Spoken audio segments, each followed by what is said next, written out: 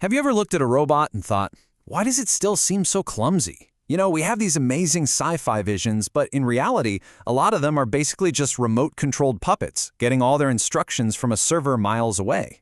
Well, today, we're going to dive into a totally different approach, one that gives the robot its own brain, letting it learn, adapt, and navigate our messy world all by itself. So, here's the game plan. First, we'll look at why so many robots are, well, clumsy. Then we'll get into this awesome idea of a brain on the edge. After that, we'll see how these things actually learn, put one to the test, and finally, check out what this all means for the future. Let's get right into it. All right, so let's start with the big problem. You see, most robots today work in one of two ways. They're either constantly beaming data back and forth to some giant, powerful server in the cloud, or they're just following a super rigid set of pre-programmed rules. There's no room for surprises. And that really is the million-dollar question, isn't it? If your robot's brain is in the cloud, any lag, any little hiccup in the Wi-Fi, it can be a total disaster. I mean, imagine a warehouse robot just freezing in the middle of a busy aisle, or a security bot going completely blind because the network's a little slow. In the real world, that's not just an inconvenience, it's a critical failure. So when you boil it all down, it doesn't matter if it's lag from the cloud or a strict set of rules that can't handle a chair being out of place. The result is exactly the same. A robot that just can't hack it in the real world. It just can't think and react fast enough when things get unpredictable. So, if having a brain in the cloud is the problem, what's the solution? Well, the really brilliant idea here is to just cut the cord. Put all the thinking power, the entire brain, right there on the robot itself. That makes it fast, totally independent, and way more resilient.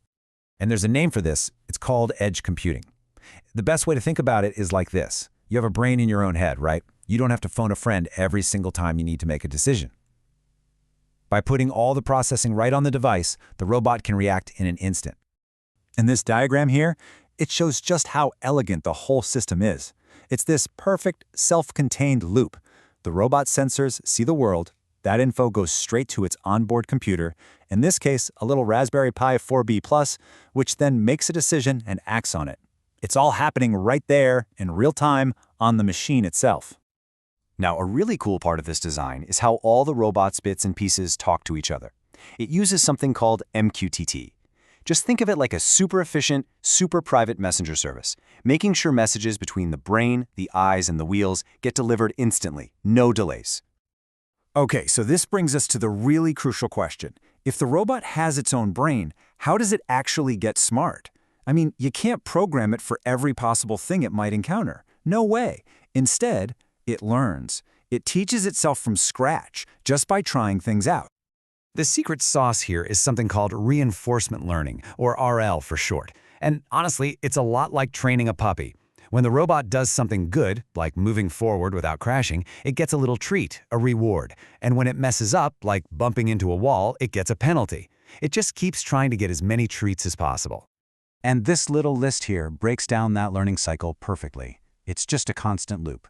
Step 1, it senses the world. Step 2, it picks something to do. Step 3, it finds out if that was a good or bad move. And Step 4, it updates its own internal strategy, what the pros call a Q network. Then, it just does it all over again thousands of times, getting a tiny bit smarter with every single try. And this graph is basically the proof in the pudding. See that line going up? That's the robot's score, its reward. In the beginning, it's all over the place, totally chaotic. But after a while, you see the curve starts to climb, and then, right around 2,200 tries, it flattens out at the top. That plateau, that means the robot has finally figured it out. It's learned a solid, effective way to get around. It's officially smart. Okay, a robot that can teach itself to navigate is pretty darn cool. But how does it actually stack up against the old-school methods? To find out, the researchers basically threw down a challenge. They put their new RL-powered robot in a head-to-head competition against a bunch of traditional algorithms. This is so fascinating. What you're looking at here are the actual paths that different robots took. The other algorithms, they're more rigid, more predictable. But look at that yellow line. That's our reinforcement learning robot. It's not just following some pre-calculated curve. It's dynamic, it's adjusting on the fly, finding the best route as it goes. It is literally thinking on its feet.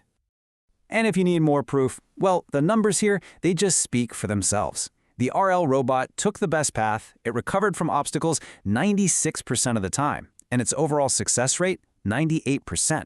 I mean, come on, it didn't just win, it dominated across every single metric. So, what does all that data actually mean in the real world? It means this robot made 22% fewer navigation errors. That's fewer bumps, fewer wrong turns, and a lot less getting stuck. And get this, it also had a 37% improvement in how fast it responds.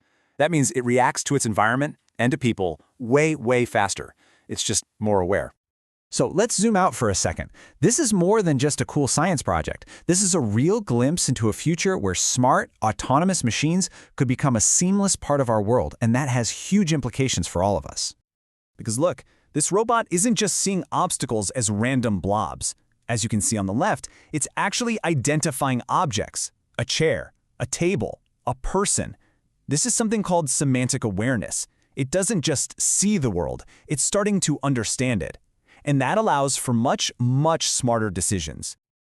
And once a robot starts to understand its environment, well, you can imagine all the possibilities. We're talking about smarter warehouses that are safer and more efficient, autonomous security, robots that can actually help people in their homes, machines for dangerous emergency situations, even things like smart delivery bots on a college campus. What this all gives us is a blueprint for building robots that are truly autonomous, truly resilient, and truly intelligent. Robots that don't need to be tethered to the cloud. So, the big question this leaves us with is, once we give our robots the power to think for themselves, what incredible problems are they going to help us solve next?